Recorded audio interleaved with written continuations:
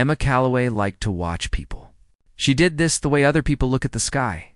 Emma Calloway saw things that other people did not see. She saw how a man's hands would shake when he was not telling the truth. Emma Calloway noticed how a woman's smile would get a little smaller when she was hiding something. She also saw how being lonely could fill up a room. It was like smoke. You could not see it. You knew it was there, and you could not ignore it. Emma Calloway was very good at seeing these things. She had spent most of her 28 years noticing things, storing them away in her mind, which never really stopped thinking. On nights when the city got really quiet and the laundromat below her apartment made a steady noise, she would get out an old wooden box of paints. Then she would paint everything she had seen on canvas. The city and the laundromat and the paints were all things she loved. She would paint the city and the laundromat and the people she had seen. The paints were her way of remembering everything. Her apartment was really small. It had 2 rooms above Rosie Fontaine's shop on Halsted Street. The walls were covered in her paintings. She did this because she had no place to put them, not because she thought they were beautiful, even though some of them were. Rosie Fontaine had seen Emma grow up in this building. This was after Emma's mother passed away when Emma was 11 years old. Rosie Fontaine had been like a family to Emma. Rosie was never late with the rent. She never said anything about the smell of turpentine that came through the floor sometimes. Every Sunday morning, Rosie left a plate of pancakes outside Emma's door. She did this without saying a word. Emma really loved Rosie because Rosie was always there for her. Emma loved Rosie the way you love someone who stays with you. The job at 11th hour, this rooftop restaurant that's really high up above the city, paid her enough money to buy food and keep her paints. This was not a job. She had to carry trays around, pour wine for people, and smile at them even when they did not really see her. The people who came in all the time, they gave her tips, mostly. The men in suits who came in on weekdays, they gave her money. There was this one man who came to 11th hour every Friday night, and he never gave her any tip. Oliver Hale was the name of this man. It seemed like just about every person in Chicago was familiar with Oliver Hale. Oliver Hale started Hale Dynamics with one idea for an app. Now the company is worth $11 billion. This happened by the time Oliver Hale was 35 years old. He is the kind of man who gets his picture on magazine covers. He does not even smile. Oliver Hale makes deals that change whole industries. He lives in a penthouse that's really high up in the city. Sometimes the clouds even touch his windows. People think Oliver Hale is really smart. They also think he is really cold. Oliver Hale is a man who gets things done, and people have feelings about him. The employees really looked up to him. They respected him a lot, like the way people in the army respect a ranking officer. It was not the kind of respect that comes from liking someone, more like a respect that comes from being a little scared of him. His employees had a lot of respect for him, the kind of respect that you have for someone who's in charge, and you do not want to disappoint. Every Friday night, he would sit at the corner table on the rooftop. This table was the one that was farthest from all the guests.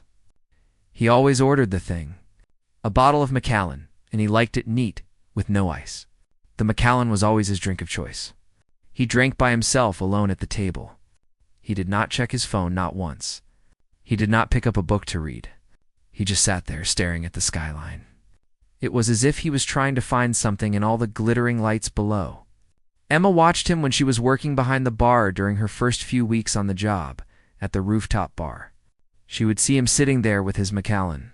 She did not know his name at that time, only that he had a lot of money, that he was not happy, and that he drank too much alcohol for a man who seemed to have everything else in his life together. He was wealthy. He was unhappy, and he drank too much.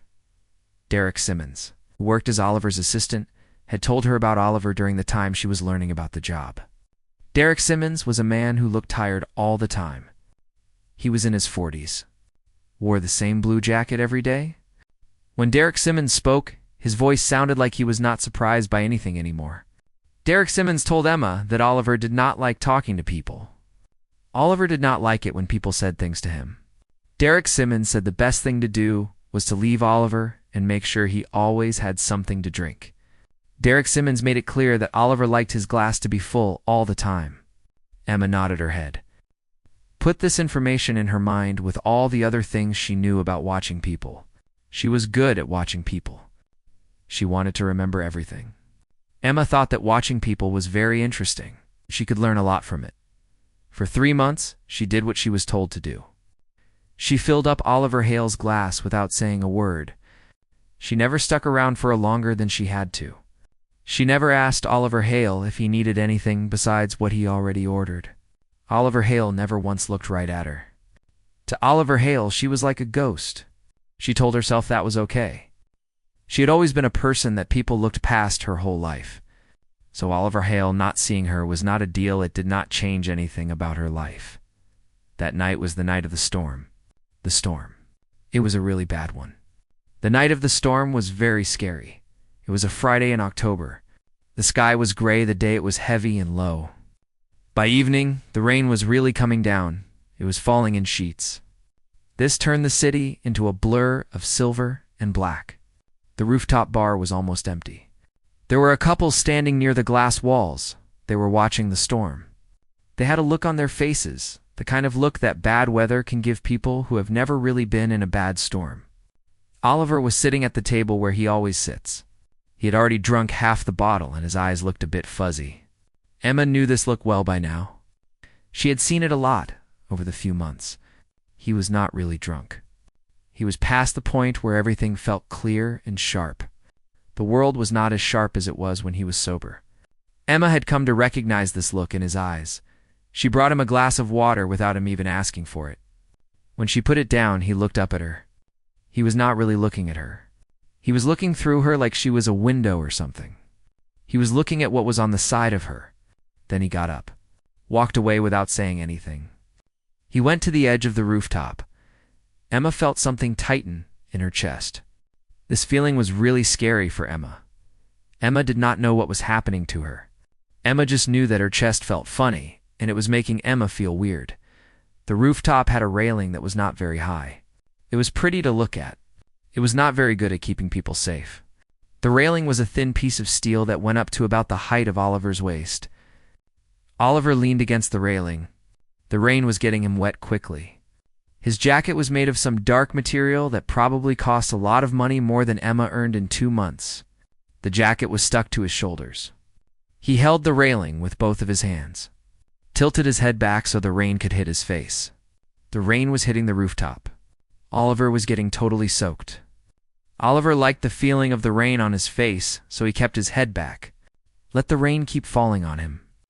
From where Emma stood, the billionaire looked less like a guy, and more like the billionaire was really tired of being. On his feet, she looked at him for a moment. She was not sure what to think. Then the man swayed a little. It was really subtle. He barely moved, a little shift in his weight, and his right hand slid maybe an inch on the wet railing.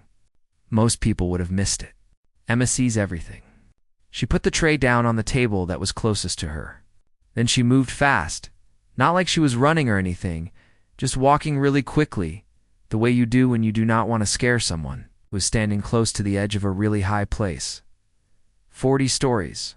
Above the street, which is a long way down, she got to him at the moment when his grip failed completely. What happened next did not take long. It was over. In like 2 seconds, but to Emma, it felt like it took forever. His body jerked forward fast. The railing was not high enough to stop him from falling. Emma grabbed his arm with both of her hands. She stood with her feet apart, the way Rosie had taught her when they had to move heavy things. She pulled him back with all her might. He was a lot heavier than Emma thought he would be. He had a lot of muscle under his suit, but she had a lot of energy. Because she was so scared, this made her strong enough to pull him back. Emma was surprised that she was able to pull him. The man was really heavy. But she did it because she had to. She had to save him. She had to pull him from the railing. She pulled him back from the edge. They both tripped and fell really hard onto the wet floor of the rooftop. The concrete was cold and hard beneath them. She had saved him from falling off the rooftop. For a long time, the man and the woman just stood there. Neither the man nor the woman moved. The rain just kept falling down. Emma's hands were really shaking. Oliver was lying on his back, staring up at the sky. His chest was going up and down, with breaths that were not very deep. Then his eyes. Oliver went totally still. But Oliver was not dead. He was just sleeping. The booze and the tiredness and the shock of everything had just made Oliver shut down, like when a computer stops working after you use it much for too long. Emma stayed on the ground beside Derek for another minute, catching her breath, letting her heart slow down. Then she pulled out her phone, called Derek. When Derek got there with a car and two men who seemed to know how to deal with their boss when he was in a state, Emma had already put her jacket on Oliver. It was the dry thing she had. She had also deleted the footage from the rooftop camera. She knew how to do this because Rosie's nephew had set up the security system at the restaurant and had taught her the basics one day when he was just being nice. Emma did not want Oliver Hale to ever find out what had happened to Oliver Hale. She wanted to keep it a secret. Emma was trying to protect Oliver Hale. She did not want him to thank her or feel bad about what happened or try to pay her. All she wanted from him was to see him wake up alive the morning. She wanted to go to being someone he did not notice, to just blend in and be invisible again. She went back to work. The Friday, Oliver came back to his regular table like everything was normal. He looked really tired. He was okay. He ordered his drink. He sat there drinking quietly. He did not look at Emma more than he used to. Emma brought him his drink, filled up his glass, and did not say a word. The thing that happened between Oliver and Emma was like a rock at the bottom of a deep lake. You could not see it. It was always there. Something changed in Emma after that night. Emma felt like she had touched something that was really real, something that was not fake, a life that was worth fighting for even. If the person who owned that life did not seem to care about it, that feeling stayed with Emma for a time. It stayed with her when she went back to her place, when she walked up the stairs to her little apartment, and when she sat down in front of her easel in the dark. Emma just sat there thinking about that life and what she could do to help. The woman painted the man. She made a picture of the man. The woman used paint to make the picture of the man. She did not paint him from a picture or from remembering what he looked like in the light of the restaurant. She painted what she saw in his eyes that one time he looked at her or really looked through her. She painted the feeling of being lonely. She painted how heavy that feeling was. She painted a man who had all the things that people think are important. He was on the edge of losing the things that really mattered, the things that actually counted in life. Like the loneliness of the man, the weight of the loneliness, and the feeling of losing. It's everything that the man had. The thing she made was really great. It was the thing she had ever made. She felt very happy about the thing she created. The best thing she had ever created was something to her. When she finally finished, it was 4 a.m. The painting was still really wet. She knew she could not hang the painting anywhere without smudging the painting, so she put the painting carefully on the surface of the rooftop access ledge outside her window. The cold air outside would help the painting dry overnight. She said to herself that she would bring the painting inside in the morning.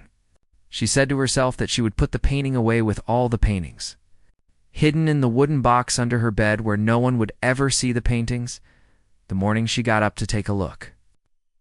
When she climbed up to check on the painting was not there.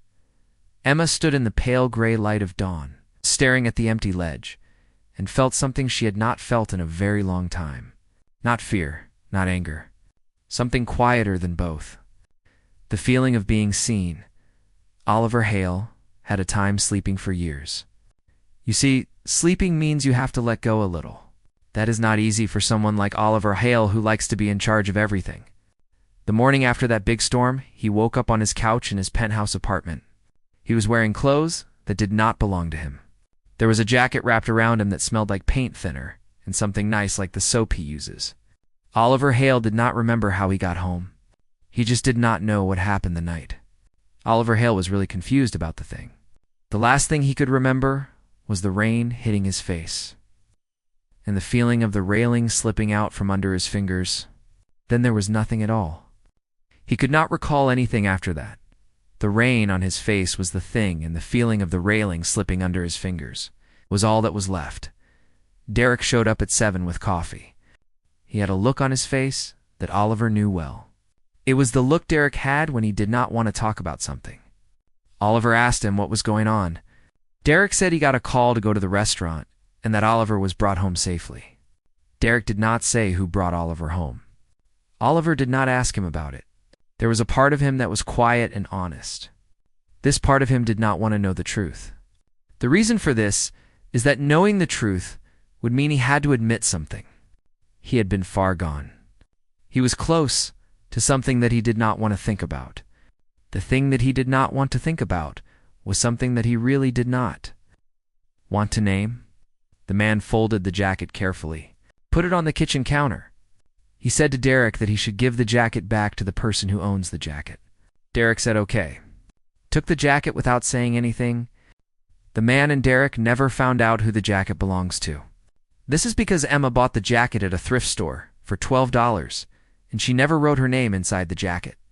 The jacket just stayed with no one knowing who it really belongs to. The jacket. The painting really changed everything for me. It was like nothing I had ever seen before.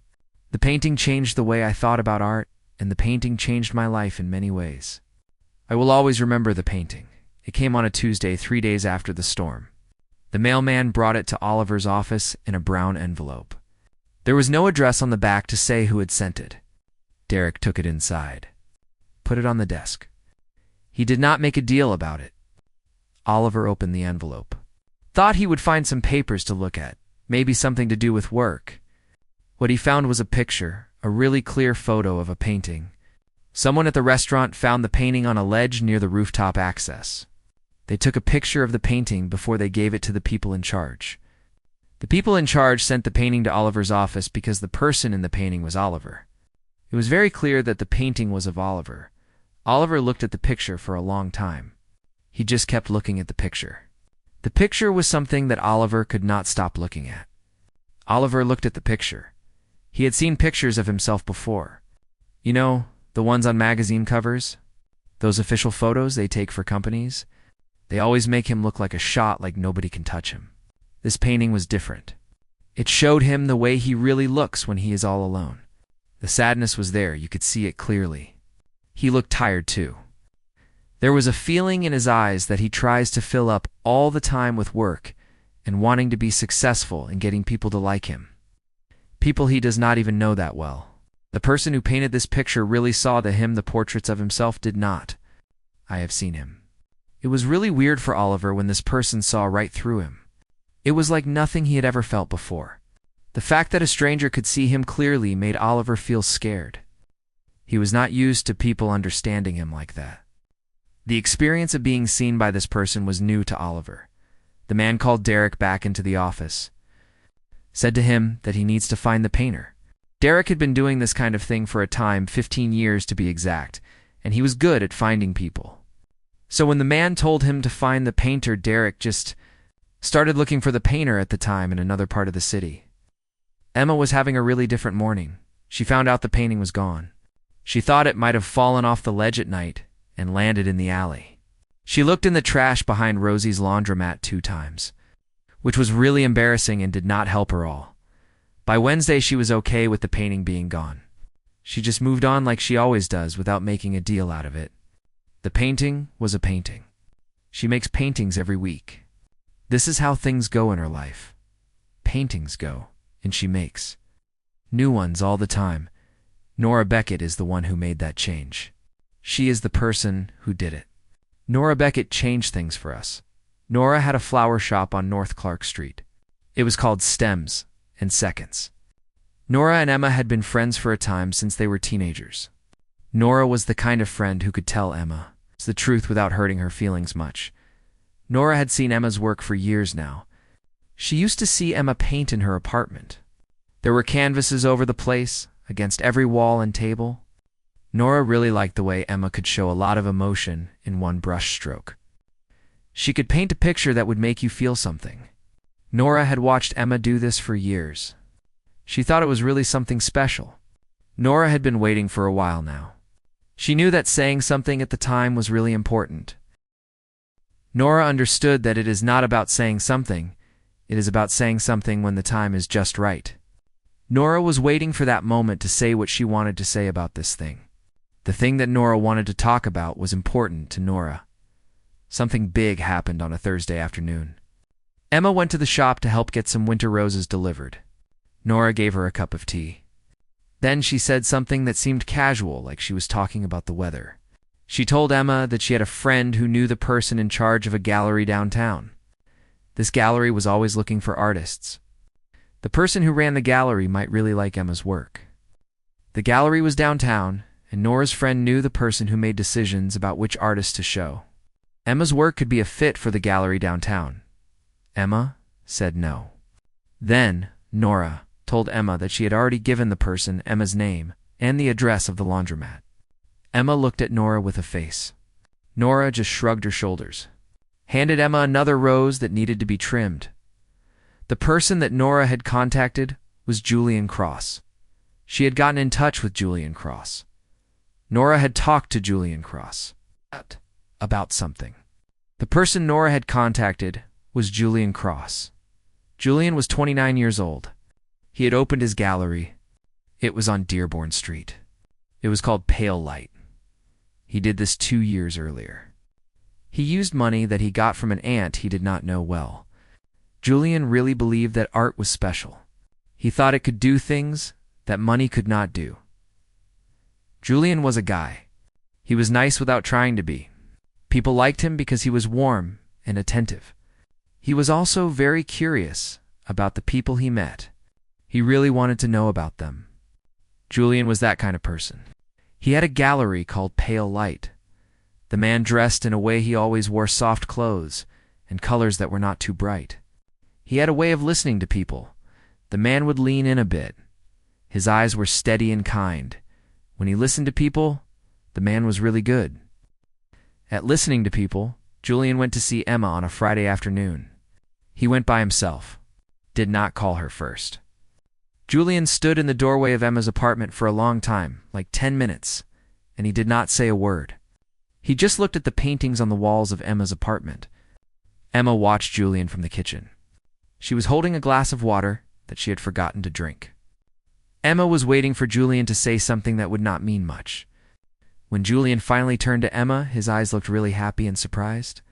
Julian's eyes were bright, with a feeling that looked a lot. It's like wonder when he looked at Emma's paintings. He said to her that he wanted to show her work.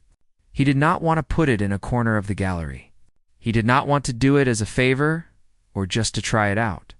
He wanted to give her a wall all to herself. He wanted to make an event around her paintings. He said this in a calm and serious way. This was something that Emma was not used to. Nobody had ever talked about her work like that before. When he said these things, Emma felt something change inside her. It was like a door that had been closed for a long time was now open, just a little bit. The woman said yes before she really knew what it was about. She agreed to it before she fully understood the reasons behind it. The woman said yes, and that was that. The showing was going to be on the Saturday evening. Julian got to work fast, and he was very careful. He picked out 12 of Emma's paintings. These were the ones that he thought said the most. Emma saw him choosing them. She felt really weird and kind of naked. It was like someone had opened a drawer that she had kept closed. They found something that was not bad, but something that was very personal. Julian got what Emma's paintings were about. He understood more than how she painted them or how she put the pictures together. He understood the feelings behind them. The feelings of being alone. The way Emma noticed things without saying anything. Julian understood the loneliness in Emma's paintings. He understood the way she looked at things. It is tough to see other people living their lives and having fun while you are standing on the outside looking in. The pain of watching life happen to people is a really hard thing to deal with. Life is moving forward for them. You are just standing there feeling left out. This feeling is like an ache that you cannot get rid of. You see other people experiencing life. You want to be a part of it, but you are stuck on the outside watching life happen to other people the night of the showing finally. It was gray and cool. Emma was not really feeling like going to the showing. She almost stayed home. Something made her change her mind about the showing. The showing was something Emma had been thinking about for a while now. She stood in her apartment for an hour wearing that one. Nice dress. She had a simple dark blue dress that Nora had bought for her birthday the year before. The dress was really the nice thing she owned. She was arguing with herself about whether any of this mattered. She thought about it. decided it did not change her life. It did not pay her bills.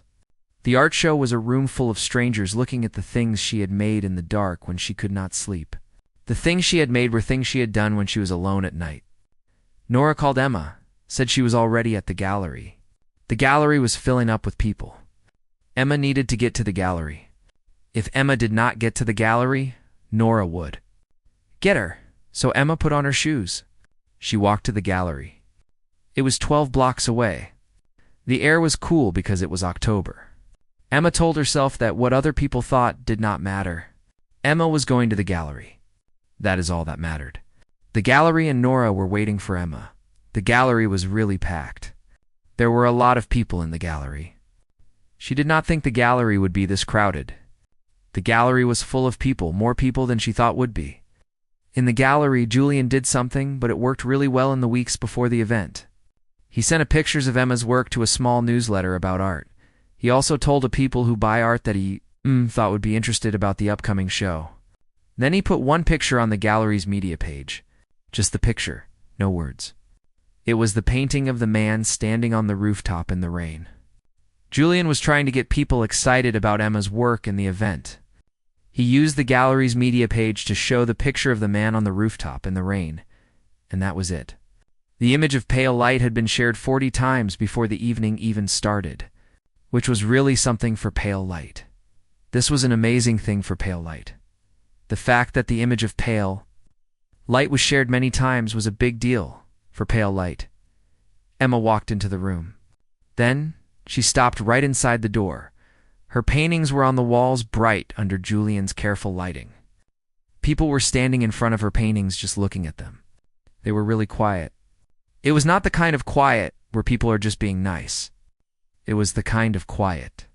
The kind that happens when something real and surprising is right in front of you. You do not know what to say because her paintings make you feel something, but you do not have the words for it yet. Her paintings were really making people feel things. She walked through the crowd slowly, feeling like nobody could see her, which is how she usually feels at parties and stuff. It is actually of nice. Julian found Emma near the back. He gave her a glass of wine.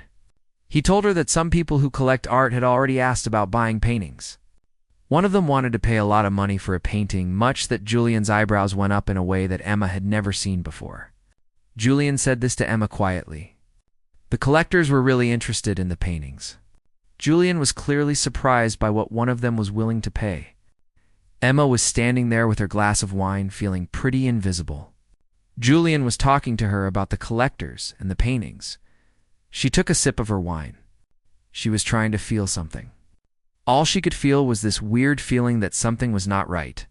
It was like a noise in her chest. The noise was always there. It was hard for her to think about anything else. The wine did not help her to feel better. She still had this hum of disbelief in her chest. This disbelief was something she could not shake off. It was stuck in her chest. She did not know how to make it go away. She just sat there, sipped her wine, and felt the low hum of disbelief. That is when she saw the man. She actually saw him at that moment. The woman saw him then. Oliver Hale was standing in front of the rooftop painting. The rooftop painting was really something that Oliver Hale was looking at. The man had on a gray suit and he did not wear a tie. His hands were stuck in his pockets. He was looking at the painting with a face that Emma could not figure out a way. It was not the empty look she saw at the restaurant. This was different. The painting seemed to be affecting the man in a way. He looked like a man who had just learned something surprising, something that made him feel unsure and open, like he was not ready to hear this truth about the painting. Emma felt her breath catch. This really scared Emma. Emma was very upset. Emma did not know what to do. Emma thought about what was happening to Emma. She was aware of who Oliver Hale was. Every single person in Chicago was aware of who Oliver Hale was. She had seen Oliver Hale's face on signs along the roads and on the news about money and business, and in the way Derek sometimes talked about his boss really quietly and carefully, like Oliver Hale was a big storm that you could not figure out. You just had to deal with it. Emma also knew something about Oliver Hale that no one else in the room knew. She knew what Oliver Hale's hands felt like when they were losing their grip on a railing, high up, 40 stories above the ground. She was aware of what his weight felt like when she pulled him back from the edge. The man, the weight of him, was something she remembered. Beneath the suit and the reputation that he had worked so hard to build, the man was someone who had almost fallen. He had come really close to falling, and he did not even realize that the man did not know how close he was to falling. She looked at him from all the way across the room. This was the time she had ever watched someone and felt like something bad could happen. Watching him felt dangerous. She was watching him. It was like nothing she had ever felt before. The act of watching this person, this man, felt really dangerous. Oliver did not stay for a time. He looked at the painting for a few minutes. Then he turned around, walked towards the exit. He did not talk to anyone. When Oliver passed through the small group of people near the door, he stopped and looked back at the painting one more time. In that moment, Oliver's eyes went from the painting to the small sign next to it that had the artist's name on it, Emma Calloway. His face stayed the same. You could see something different in his eyes. It was quiet and careful. Something you had not seen before in the eyes of this person. The eyes of this person had a look. He walked out of the gallery. Emma just stood there. She did not move for a long time after he was gone. The gallery was quiet. Emma was still standing there, not moving at all, because he was no longer with her, and that was a weird feeling. For Emma, Julian found her later still standing in the spot with a glass of wine in her hand that she had not even taken a sip of. He walked up to her, asked if she was doing okay. She said she was fine. Then he asked her if she had seen the man who was wearing a suit. She said she had seen him. Julian spoke softly to her, said that the man in the gray suit had asked about buying the painting that was on the rooftop. He did not say how much he was willing to pay for it. The man in the suit had just said that he wanted the rooftop painting and that he did not care about the price. Julian told her all of this quietly. He mentioned the rooftop painting again because it seemed important to him that she knew what the man in the gray suit wanted, which was the rooftop painting. Julian knew the painting was not for sale. He just knew it. Emma never told Julian that the painting was not for sale. She never told anyone, actually. Julian understood the painting was not for sale. He understood it in a way that some people do without needing to be told. Because Julian understood that the painting was not for sale, he protected the painting without waiting or thinking about it. Emma thanked him.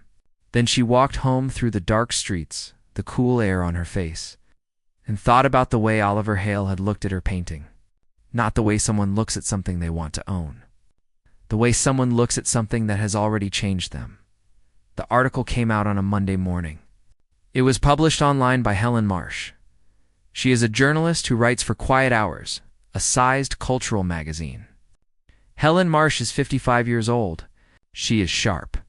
Helen Marsh has an ability to write about people without just talking about the things that everyone notices about them. She went to the gallery showing with Julian. The whole evening was spent looking at Emma's paintings. She was looking at them closely, like she was thinking about what she wanted to say about them. It seemed like she was already thinking of the words she would use to write about them. After that evening, she had enough to write a story about the paintings and the people. The story was about the art and the people in a way. It was like a picture of what it's like to be human. The story was about Emma's paintings and the people at the gallery like a look at their lives. The article was called "The Painter Who Watches." It was not very long, about 1,200 words. There was something about it that made people stop and actually read it. Helen wrote about Emma's paintings in a way that was really nice. She talked about them like she was showing you something in a room you already knew. The part about the rooftop painting was especially good. Helen described it well, that you felt like you were standing right in front of it. She wrote about Emma's paintings in a way that made you want to keep reading. The article "The Painter Who Watches" was really something. The woman added one thing to the story that made it very popular. It went far beyond the small group of people in Chicago who write about the arts. Helen had done her homework. She figured out that the picture of the man on the rooftop was thought to be a picture of Oliver Hale. If you look closely, you can see that the man in the picture looks a lot like Oliver Hale. When Helen wrote about this, people on the internet started talking about it. They really like stories about people and secrets and things that might make them seem a little weak. The picture of the man on the rooftop, which was thought to be a picture of Oliver Hale, was one of those stories that people on the internet could not get enough of. People looked at the picture of Oliver Hale. They looked at the picture of the man on the rooftop and they said, "Yeah, that is definitely Oliver Hale." By Tuesday afternoon, the article had been shared thousands of times. Then, on Wednesday, two big newspapers called Julian because they wanted to talk to Emma. A day. Later on Thursday, people were talking about Oliver Hale and Emma Calloway together in lots of papers, but neither Oliver Hale nor Emma Calloway had said anything to any reporters yet. Emma learned about the article from Nora. Nora called her on Wednesday morning. She was really excited. Nora read the article to Emma over the phone. Emma was sitting on her bed when Nora called. She had a feeling in her stomach. It was like she was going to be sick. It was also something else. It was like she knew her life was going to be different. The article was going to change her life in ways she did not expect. Emma was not ready for these changes. She could not stop them from happening. The article was going to affect her life. She had no control over it. Emma's life was going to change because of the article. Oliver got the news from Derek. Derek brought him a copy of the article on Tuesday morning with his coffee. Oliver read the article once slowly, and then he put it down on his desk. He did not read it again. He did not throw the article away either. The article stayed on the corner of his desk for the rest of the week. It was a little creased. Derek saw that Oliver looked at the article times when he thought nobody was looking at him. Oliver looked at the article when he was alone. Derek noticed this. He knew that the article was still on Oliver's mind. The thing about Oliver Hale that few people got was that deep down, beneath all his ambition and need to control things, Oliver Hale was a man who had spent his whole childhood being invisible. He was not invisible like Emma was, quiet and overlooked, but still loved by someone who cared about her. Oliver Hale had a tough time growing up in a house where nobody paid attention to him unless he was getting in the way. His father was a businessman who did okay for himself. He was extremely proud of what he had achieved. The thing is, his father did not really see him as a person. He saw him as something that needed to be worked on and changed. His father wanted to shape him into something, then show him off to others. His mother left him when he was 6 years old. There was no one like Rosie in his life. No one would leave him pancakes outside his door. The businessman, his father, did not teach him that it was good to be seen and loved by others. His father. The businessman did not show him that being seen was something hoping for. Oliver had responded to this in an interesting way. He had done what some kids do when they feel empty inside. He had filled that space with things he was good at. Oliver had built strong walls around the parts of himself that were hurt. These walls were so strong that Oliver had almost forgotten that he was hurt in the place. Almost, but not really. There were times when something would happen that was not planned. These times were rare. When they did happen, Oliver would see a little bit of the person he could have been. He could have been this person if someone had taken the time to really look at him when he was a kid. Oliver would catch a glimpse of this person, the person he might have been, and it was. Like something was cracking the surface just a little bit. This would happen when Oliver was not expecting it. The person he might have been was someone that Oliver did not know well. But in these moments, he would see him, the person he might have been, and it was a pretty interesting thing to see. The painting had been one of those moments, and now the article was another. The man said to Derek on Friday morning that he wanted to meet Emma Calloway. He really wanted to meet Emma Calloway. The man was very clear about this. He wanted to meet Emma Calloway. He did not want to buy the painting. He did not want to thank the woman or talk to her about what happened. He did not want to deal with the situation like people usually do when something unexpected happens in public. The painting was not the issue. He just wanted to meet the woman. He wanted to see her and figure out how she knew him well. The woman had seen something in him that no one else had seen in 38 years. He wanted to look at her and understand how she had done it. He wanted to know how the woman had understood him. No one else had. Derek set up a meeting for the Wednesday at a little cafe near the lake. The cafe was called the Birch Room. This was not the sort of place Oliver normally went to. The Birch Room was a cozy place. It had chairs that did not match. The air smelled like coffee and old books. Derek picked this place. He said it felt right. Oliver said okay without complaining. This was strange. Derek noticed this. He did not say anything about it. Derek just let it go. Oliver usually had an opinion about things like this. This time, he did not say much. The birch room was a place. It was near the lake. Derek liked it. Oliver was willing to try it. Emma really thought about not going. Then she decided to go anyway. Emma was not sure if she wanted to be, so Emma almost stayed home. Nora was the one who told her about the meeting. This meeting was something that Julian had found out about. He had gotten a call from Derek.